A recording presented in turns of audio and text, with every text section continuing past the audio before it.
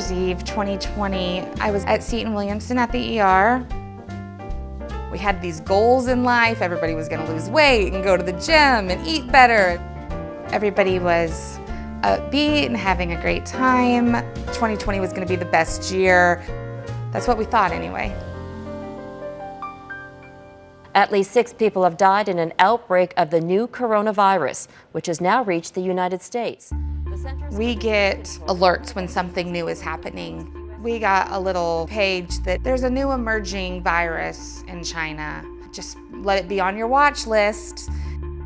When they saw how many more patients they were getting, they said, oh, we need more staff. So I was at home and I got a page that said, you're being deployed, pack your go bag.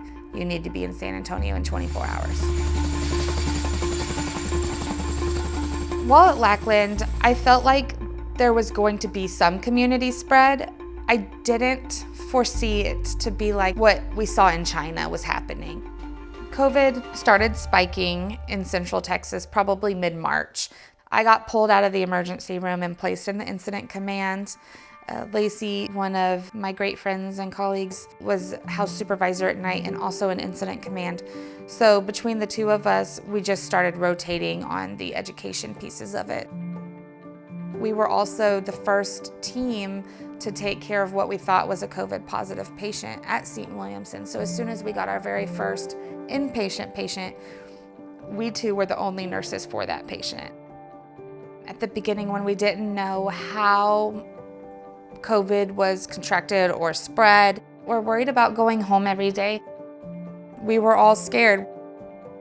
What if we caused someone to get sick? My dad was diagnosed with cancer. I get so nervous seeing him. Your immune system stinks. I don't want to bring it home to you, and be the one that causes you to be in a hospital. So there was a lot of us that sacrificed going home to our families so that we could keep everybody safe.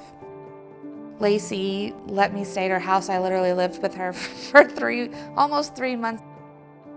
Nationally, we were seeing spikes in New York, Detroit, and Chicago, those big metropolitan places. It was scary. I was in the military for 12 years. I was a combat medic and deployed. It's in my blood. I need to go fix things. I need to help where I can. When there's a crisis or emergency, I like to be all in. My coworkers will tell you that anything that's adrenaline rush, the Molly's there, always. Texas was okay without me. They were fine. There was other places that weren't. I volunteered to go with Ascension on a travel assignment to Chicago.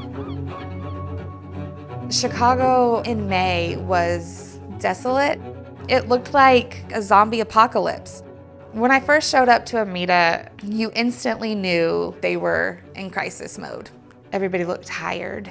There was patients everywhere, not in rooms, in hallways, double bunked. They were inundated, and there was not enough nurses to take care of them. My first day, I can remember, I wasn't even technically supposed to be on the floor yet, but they needed somebody to help go into a room to intubate somebody, and there was nobody to help. And I was like, well, I'm in scrubs, I'll help. And they were like, well, this person has COVID. Well, I guess they all did. We were excited when somebody didn't have COVID there. And that didn't happen very often. Out of the 15 days I was there, I worked 13, about 14, 15-hour shifts in the ER, which was more like an ICU because the ICUs were so full that we were holding patients. I was exhausted.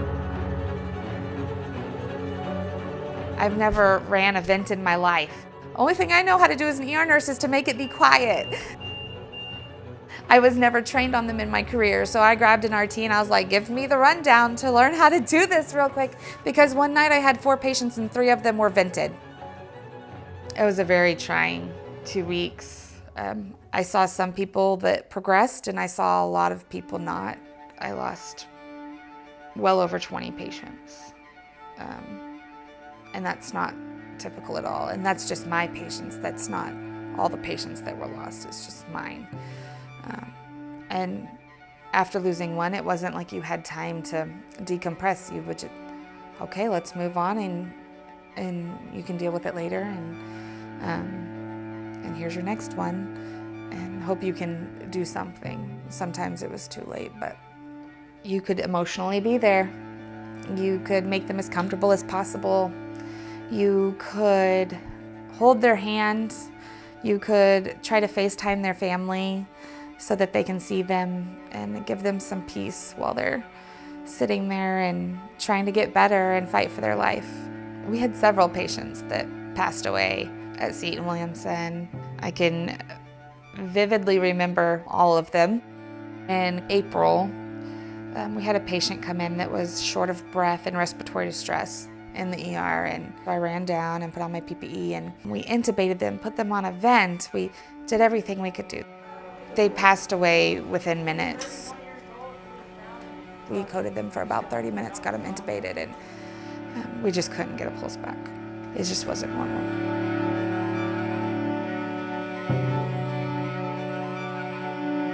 You don't know how to fix it.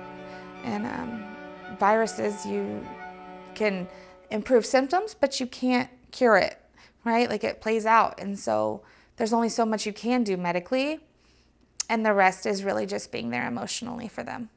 And some days that's really hard when you don't know how much emotional you have left. I learned that it's okay to be emotional. It's okay to cry with your patients and laugh with your patients. It's okay to get personal with your patients, which was amazing. And I did take that back to Seton Williamson. It's not a normal day. It's a pandemic. They don't get their family or their friends at their bedside. They're alone. And you have to be that family or friend for them. Texas was kind of seeing an increase in cases. So we worked long 14, 15-hour days, but we were all just this group that just handled it.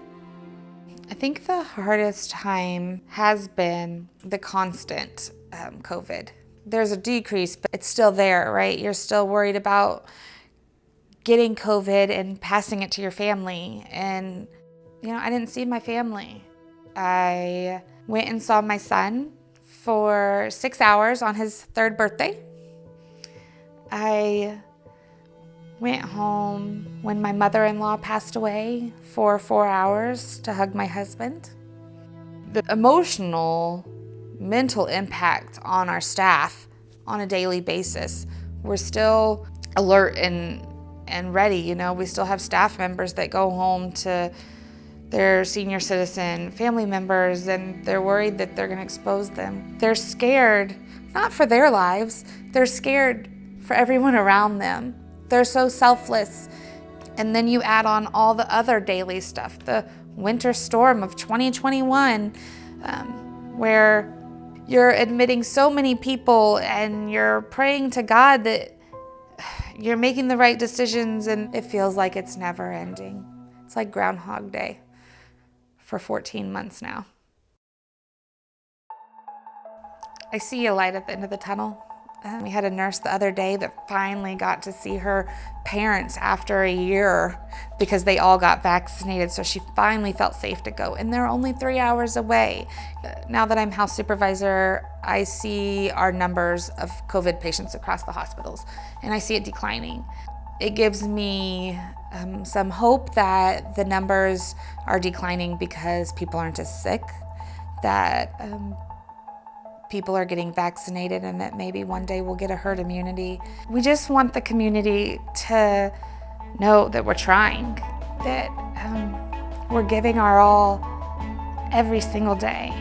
We do this day in and day out, and that we do it because we love it, and we love our community, and we want to make a difference.